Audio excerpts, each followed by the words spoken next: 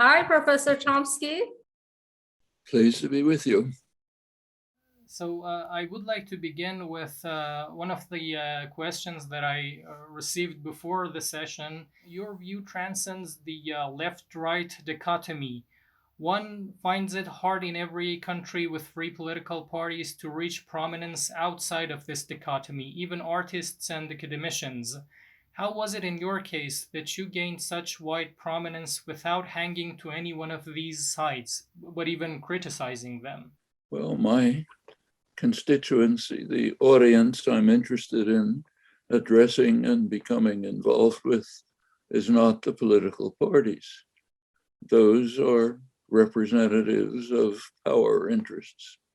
In the United States, it's pointed out years ago, the United States is basically a one-party state with two factions. The business party, which has two factions, one a little more oriented towards service to business, the other a little less. And I'm interested in the general public, which is not really only very partially represented by the party system. In fact, there's a significant work in the mainstream of academic political science, which investigates this question. So it's been found that it's a very easy question to investigate. You can ask how people are represented by the representatives they vote for. So compare people's wishes, preferences, choices with the votes of their representatives. Straightforward. We can find out about what people want by extensive polling, which is carefully done, quite accurate. We can see how the representatives vote. For about 70% of the population, there's essentially no correlation. The lower 70% on the wealth scale of their representatives are listening to different voices, only the voices of the donors for their next campaign. If you want to win an electoral campaign, you have to have funding. You can very closely predict the outcome of an election just by the concentration of funding from big donors who the representatives have to listen to. So it's not that the political system doesn't function, it does. There is an effect of public opinion, but the effect of public opinion comes from organizing and activism. So if, let's take the major issue that human beings face today, the most important issue that's ever arisen in human history. Will the human species survive for another several decades? It's not a joke. We are facing an environmental crisis which will either be resolved now or else in several decades, it'll be too late to resolve it. It's not that everyone will die. It's that the world will be headed on an irreversible course towards destruction of the human species and a good deal of life on Earth. We're seeing early signs of it now, early signs in droughts, floods, superheated environment, but that's a bare foretaste of what's coming if we don't do something about it. Now we have several decades in which we can do something about it. It's not going to be done by the leadership. They're listening to other voices. It can be done if there is enough popular pressure on political leaders to compel them to act. Okay? And that's a very concrete issue in every country. Talk about the United States, overwhelming power, so the most important country, under very extensive popular pressure. President Biden has put forth a program on paper, which is not perfect, but it's the best program of, certainly the best one ever in the United States, but probably the best one of any country in the world. That's the program. Then come the actions. So let's take a look at the actions. Last week, Monday last week, the IPCC, the International Group of Scientists, 200 countries that assesses the climate situation. Monday last week, they came out with their latest report. The report was dire, a dire warning that we must very quickly eliminate fossil fuels or we will pass irreversible tipping points. Can't do anything about it anymore. That was Monday. What happened Tuesday? Tuesday, President Biden issued an appeal to OPEC, the oil cartel, to increase production, because he wants gas prices in the United States to be lower, which will help his electoral prospects. So there's rhetoric and there's action. Same in Europe, same elsewhere. What can bridge this gap is the same popular pressure that compelled Biden to develop the rhetorical program that's on paper. So if you ask who I'm interested in, it's the public, the people who can act to compel these things to happen. You don't contact the political leaders. They know what they're doing.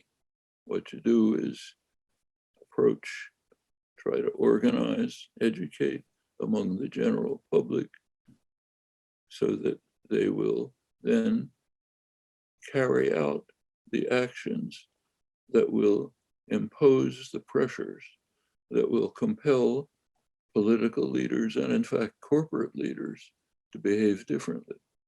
So corporations now, major corporations are entering what they call a new phase in which they're not going to be just working for profit, but they're going to be working for the common good. That's the rhetoric. And the rhetoric came about because they're under very serious public pressure. Then comes the question of turning them from rhetoric to action. And that requires more intensive, more effective public pressure.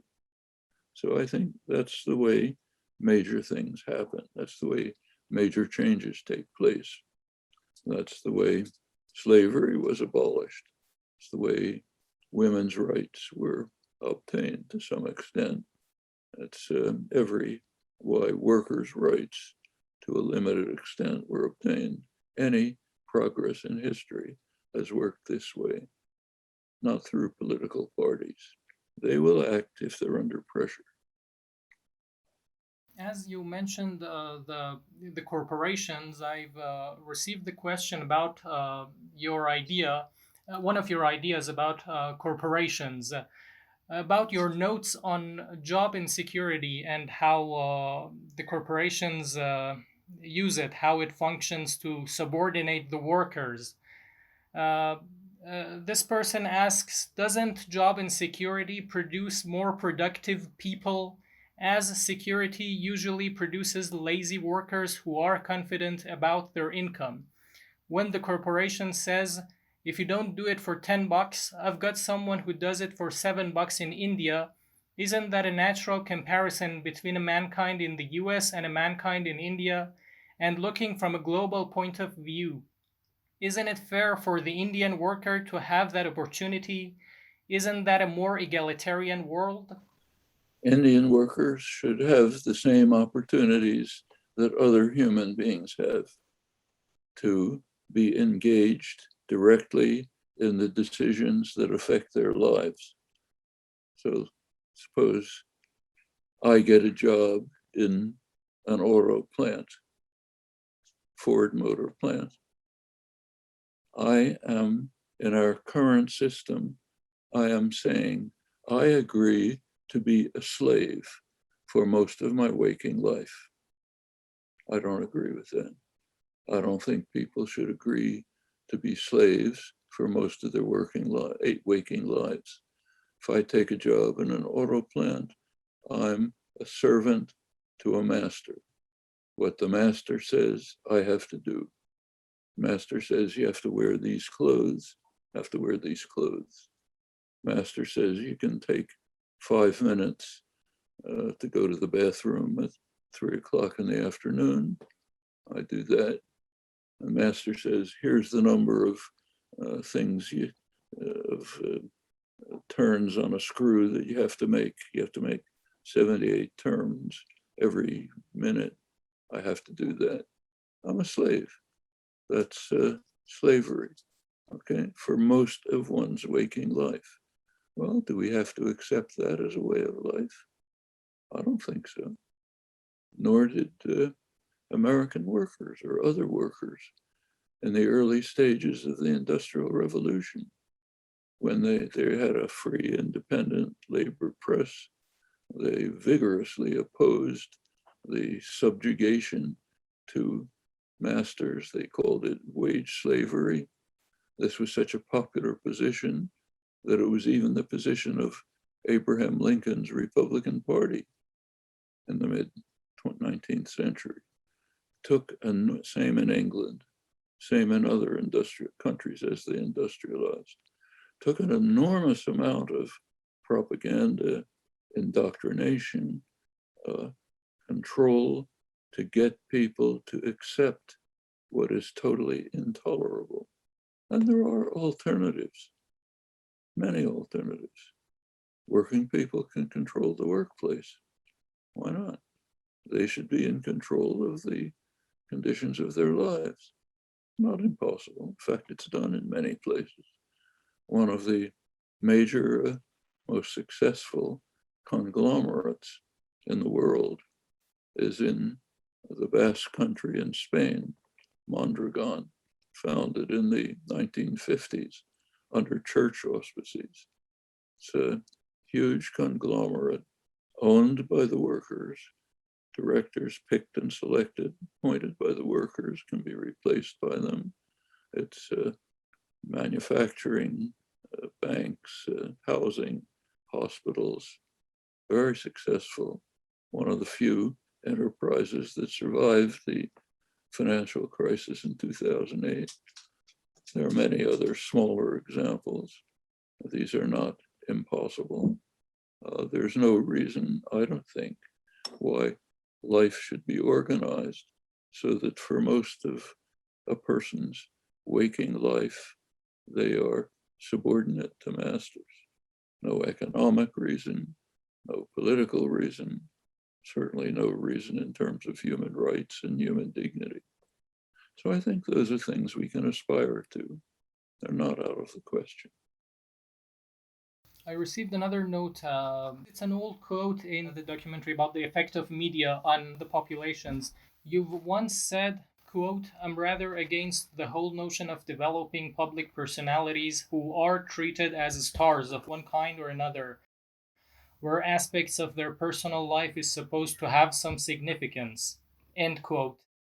A person's personal life is their own. It's nobody else's business. Yes, we should have freedom and control of our personal lives. Of course, there's a limit. You have a limit on your personal life is when you begin to interfere with the personal lives of others. So let's take a very immediate, concrete instance. I'll again talk about the United States, but it's quite general. There are large part of the population now says, I don't want to be vaccinated. Okay, that person is saying, I want to be a killer. I want to be able to go out freely and kill other people, because that's what it means not to be vaccinated. If someone says, I don't want to take a polio vaccine, they're not permitted to go in public. They're not permitted to enter schools correctly because they are essentially killers. And that's what we're seeing. It's as if somebody said, I don't want to obey traffic rules. I want to drive on the wrong side of the road. I want to go through red lights. Well, at that point, your freedom ends. The community has a right to protect itself against people who seek to destroy other people's lives, survival, health, and so on. So yes, there's a limit to personal freedom. Any community will have to accept that. And it happens to be a very live issue today. It's an issue which, in fact, is causing great danger to the entire human species, unless it's happening in the global south, so-called third world, South Asia, Africa, Latin America. There are very few vaccines available. India is a little better, but most of Asia, most of Latin America, terrible situation.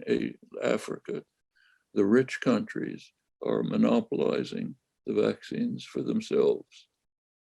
That means, first of all, that an enormous number of people in the world are going to suffer severely. And it also means that the virus will mutate, as happened in India when the Delta variant appeared, which will be of great danger, not only to the people where it appears, but to the entire world.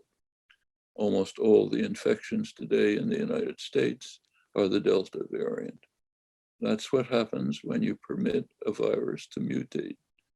The virus will go on its merry course, mutating, creating new variants.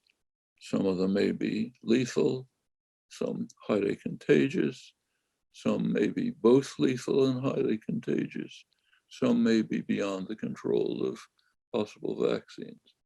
Nevertheless, the rich countries, and here Europe is actually worse than the United States, are hoarding the vaccines for themselves and even protecting the rights of the major corporations to keep the vaccines and the mode of production secret, even protecting that right.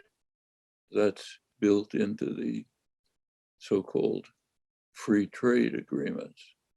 They're highly protectionist. They're radically opposed to free trade. They're imposed by private and state power, and they have extremely harmful consequences, in this case, lethal consequences. So all of these things have to do with personal life, community responsibility, what it would be like to live in a society in which people care about each other and their fate. It's all intertwined.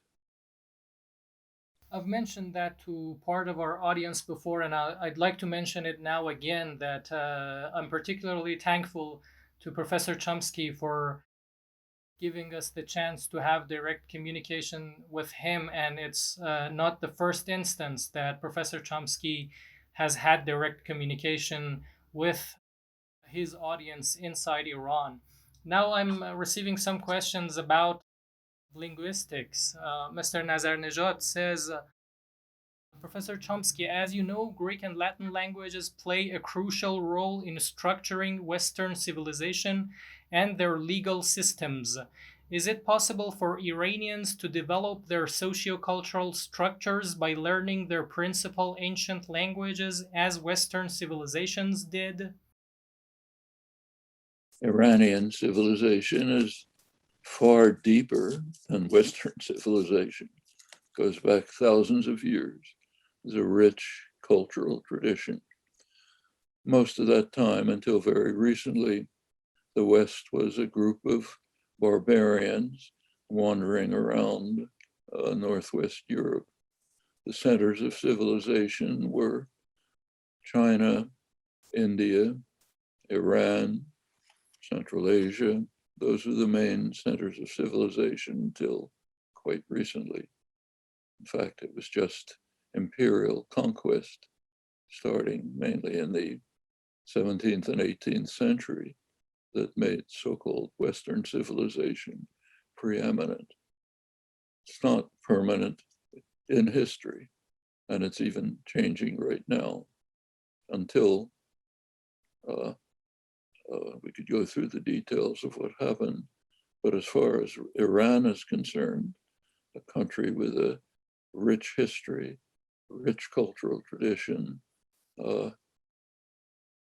and becoming immersed in it, carrying it forward, it is a major contribution not only to Iran, but to world culture in general.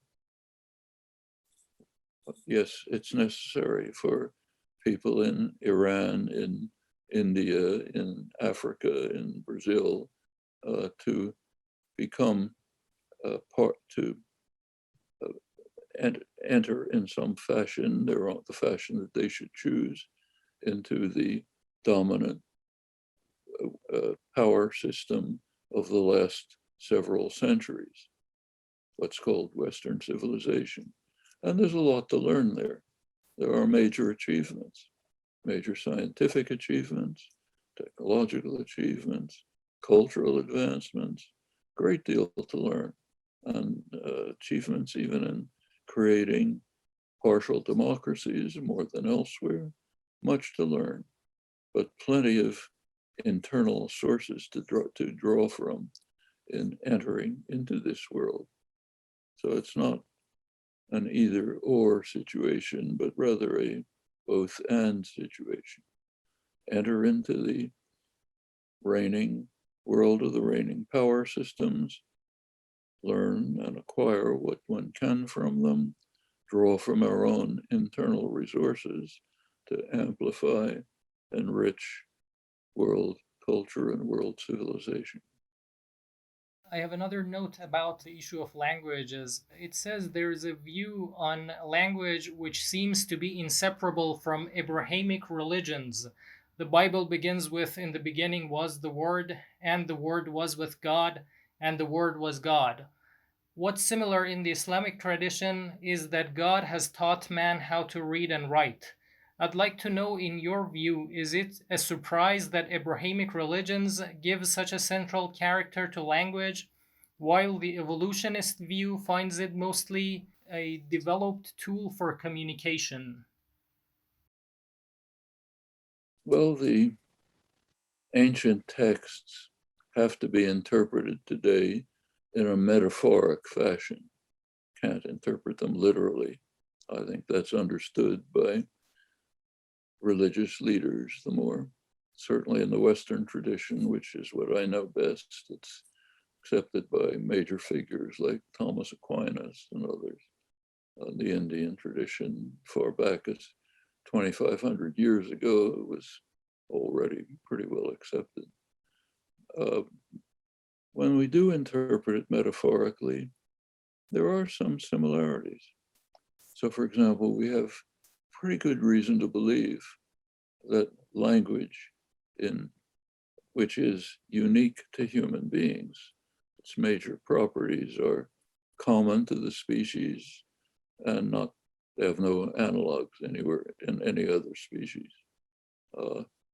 Should say there are communication systems in just about every species, down to bacteria. Organisms, trees communicate through their root systems. Communication is everywhere in nature, but language happens to be used for communication, but it's not fundamentally a system of communication. Language is a system of creation and use of thought. That's unique to humans.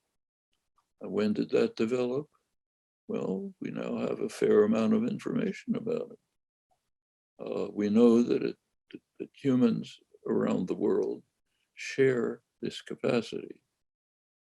There's no known differences among humans. And we also know from genomic studies that humans began to separate roughly 150,000 years ago. That's an instant in evolutionary time. So it's not surprising that we're all pretty much identical. Uh, if you ask when humans appeared, not long before that.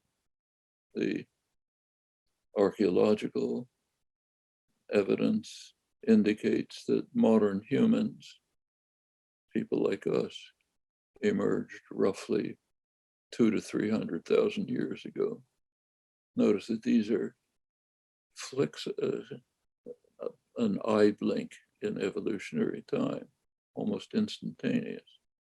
So putting it together, and there's no indication in the archaeological record of any meaningful symbolic activity before human beings appeared.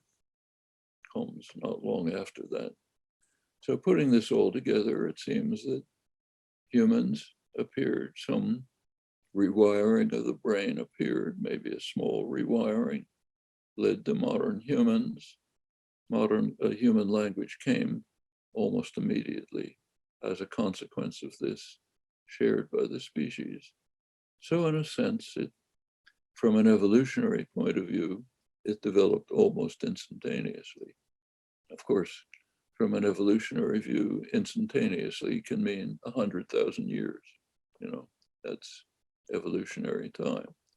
So going back to ancient texts, there is a metaphorical interpretation of them, which has some relation to what modern science has so far illuminated. Another question on the function of media. Regarding your notes on how the media controls the masses, I think we have a surprising situation in the Iranian society. We're not under the hegemony of the international media. At the same time, our own media is not as powerful as to be able to recruit every person in the society. As an outcome, people have diverse thoughts and flexible minds. Now, can we credit the government for that, or is it just an unwanted byproduct? Thomas Jefferson once said that it's more important to have independent media than a democratic government. Without independent media, the population is basically controlled by power systems. Doesn't matter if they have formal democracy, they won't be able to exercise informed judgment. So free and independent media are a critical element of any healthy society. If we take the United States again, one of the earliest modern, along with Britain, the earliest modern formal democracies, the founders of the United States insisted in the Constitution, in the US Constitution, a crucial provision calling for free and independent media. Those are not the words. What's in the Constitution is establishment of the post office. What was the post office in the 18th century? The post office was a subsidy to free and independent media. Virtually all of post office traffic was journals, and they gave very low cost, so they were essentially subsidizing free and independent media. That was a critical element of the establishment of US democracy. Now, power systems don't like that, and they're working very hard to undermine it. So right now in the United States, you can read the Republican Party, which is super reactionary party, is trying essentially to destroy the post office. Why? Because it serves public interests. It in fact even serves the interests of free and independent media, which they don't want. It reaches people all over the country, could have a much broader function, could be the place where people do their banking, most of their activities, but it's under control. It's a government institution, so therefore it's under public control to the extent that the government responds to the public. put it under private control, as the right wing wants. It's under the control of tyrannies which have no accountability to the public. As far as the press is concerned, it eliminates the support for a free and independent press. Now, when we look at the media, there's been a battle all through history as to whether they should serve the public or serve private interests. The United States is in some ways the most free country in the world, but it's also the most business-run country among the advanced societies. So business is much more powerful in the United States than it is in England, Europe, others. It's powerful there too, but not to the same extent. And we see one consequence of that in the media. The United States is the only major country that does not have public media, like the BBC in England, Deutsche Welle in Germany. Most countries have public media. Well, public media are free to the extent that the country is free. If it's a totalitarian state, state media are agencies of state power. If it's a country like, say, England, moderately free, then the BBC, to some extent, is free and independent. Corporate media are quite different. Corporate media are owned by private power. They are funded and supported by private power, advertisers, and what they are in effect is major corporations selling audiences to other businesses. Well, what the owners and the purchasers, of course, have a significant effect on media content. It interacts with the general intellectual culture, which is subject to similar influences. And the major corporations are, of course, closely linked to state power. In fact, they substantially control it. So we have a network of systems of control which constrain and shape what the media present. Okay, and that's extremely important for the general public to come to understand. You get the first thing I do every morning is read the New York Times. It's the major newspaper in the world. It's the best source of general information, but you have to read it understanding that it's selecting what to report and shaping how it reports it in the interests of private and state power and the dominant intellectual culture. Those are factors tightly interlinked which shape and control what you read. And you see it every time you open the newspapers. So take yesterday, last newspaper I looked at, major story ridiculing a leader of the Taliban to show how ludicrous and ridiculous they are. This was not just the New York Times. Every major newspaper in the West, the London Guardian, the French press, everywhere, ridiculing this crazy guy who said the following. Look at what he said. He said, when the US invaded Afghanistan 20 years ago, it did not know that Osama bin Laden was responsible for 9/11. How ridiculous, how ludicrous, how awful these people are, except that it happens to be true. It happens to be absolutely true and easily documented. 8 months after 9/11, 8 months after 9/11, the head of the FBI, the main investigative institution, Robert Mueller, after the most intensive investigation that had ever been taken place in the world, after 8 months, he informed the press, we suspect that Osama bin Laden was responsible for 9/11, but we are not able to establish it. So what the Taliban leader said happened to be exactly correct.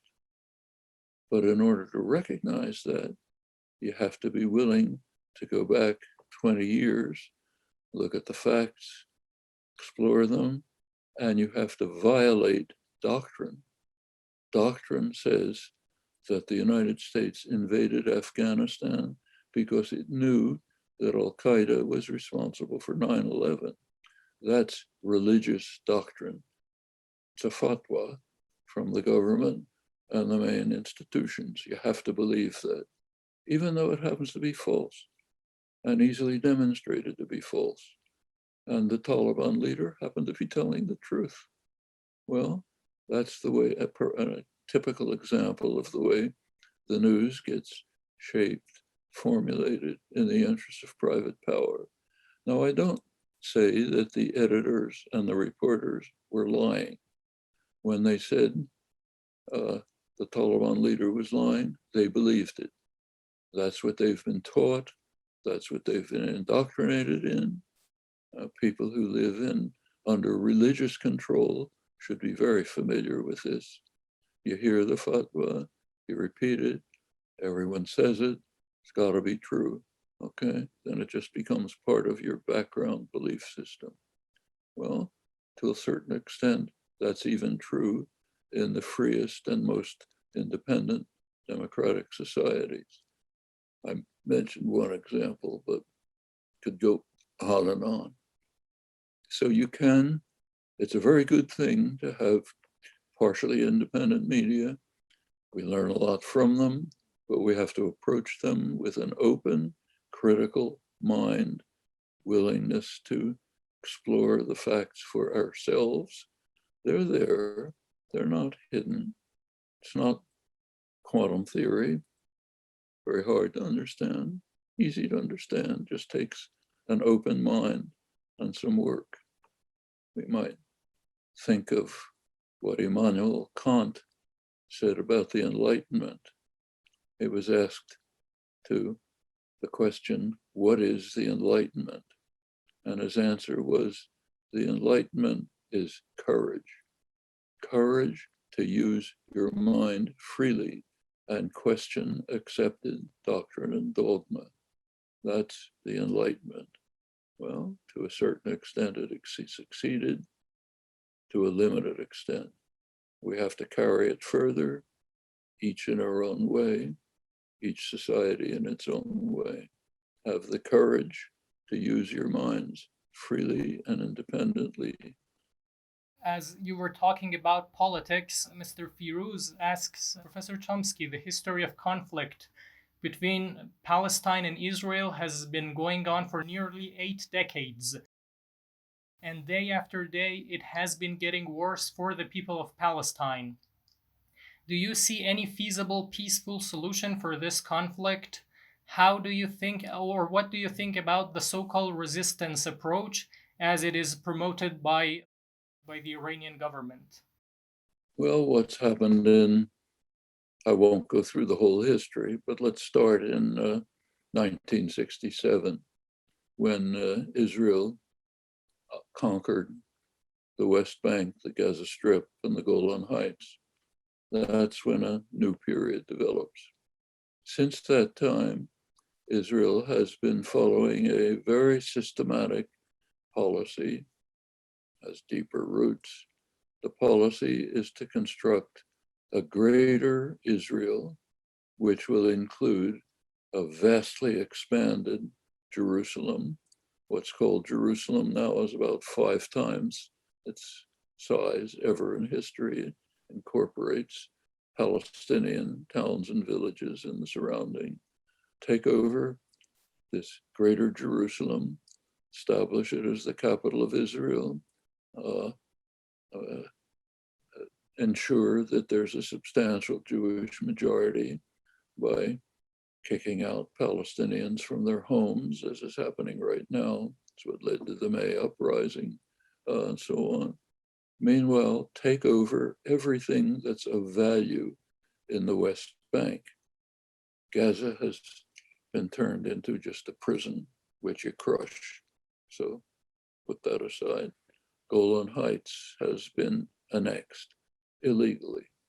In fact, everything that Israel is doing is in violation of international law, of the judgment of the World Court, of the Geneva Conventions, and furthermore, they know it. Their leading legal advisors back in 1967 already pointed out to them that all these plans are illegal. They can continue to pursue them because the United States supports them. I'll come back to that. The plan is take over Gaza as a prison, Golan Heights, the Syrian Golan Heights, we just annexed. The West Bank, we vastly expand Jerusalem. We take over, Israel takes over everything that's of value in the West Bank.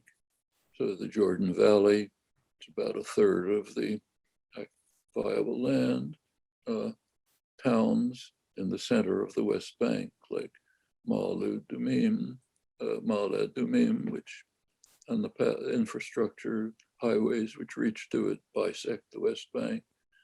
To the north, Ariel, Dumim, take over everything that's of value, but not the population centers. So they are not incorporated. Israel doesn't want Palestinians in Greater Israel. So it doesn't take over Nablus, doesn't take over Tulkarm.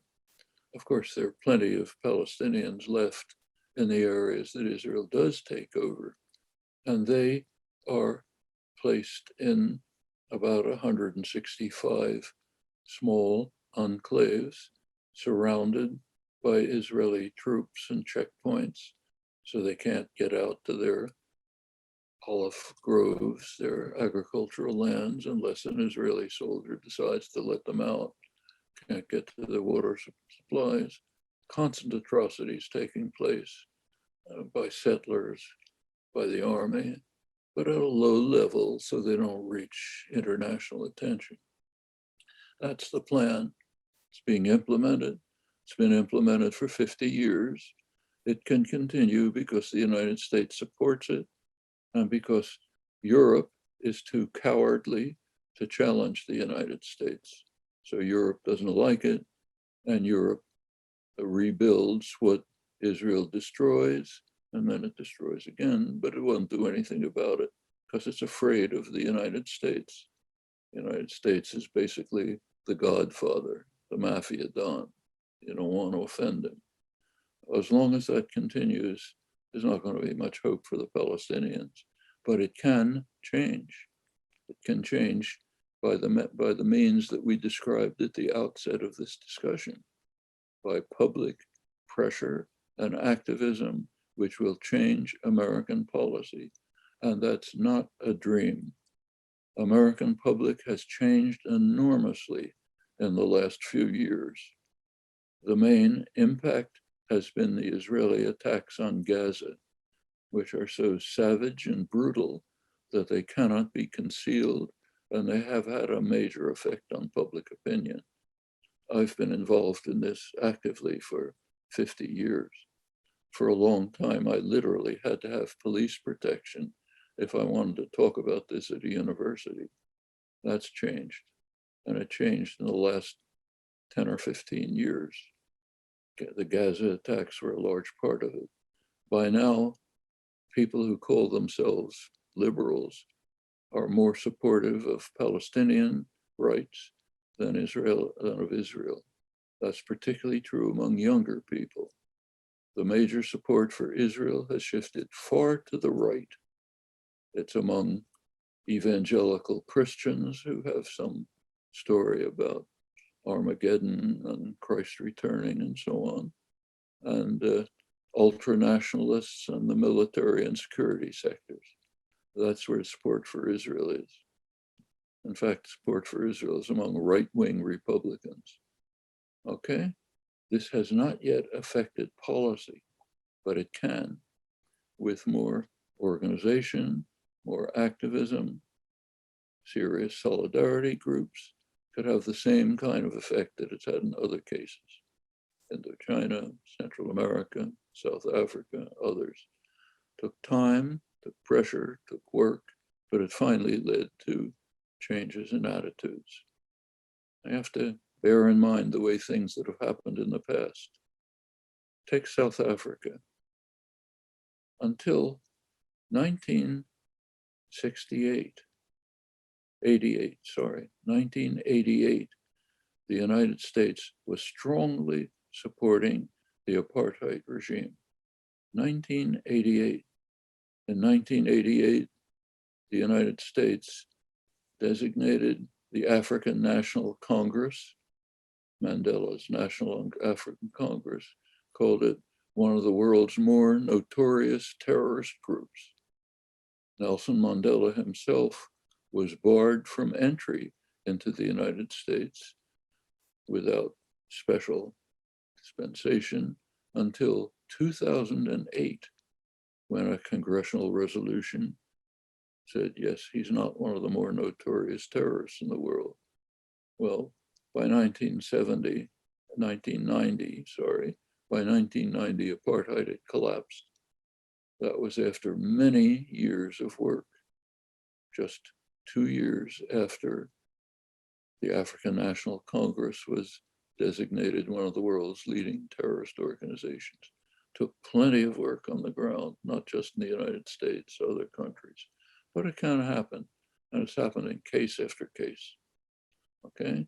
That's the hope for the Palestinians, not just in the United States, in Europe, and other countries, and so on. It's a possibility. It's not immediate. It'll be plenty of work and effort, but it's not impossible. Thank you so much. We have reached the 1 hour limit that we've had in mind for this session. I'm receiving lots of questions. I'm receiving lots of thank notes, but I simply can't go through all of them. So I just want to thank you on behalf of the students, graduate students, and faculty members of different universities. I should say you waste no words. I've exchanged emails with many top scholars, each of them one of a kind in their own field. A unique feature appears in your emails. Actually, you waste no words, even just one word. You use the least needed words, and it suggests, as the father of modern linguistics, you've gotten the hardness of words at your hands. Thank you very much. Thank you. It's a great pleasure to be with you. Also a pleasure for us. Thank you and bye. Bye.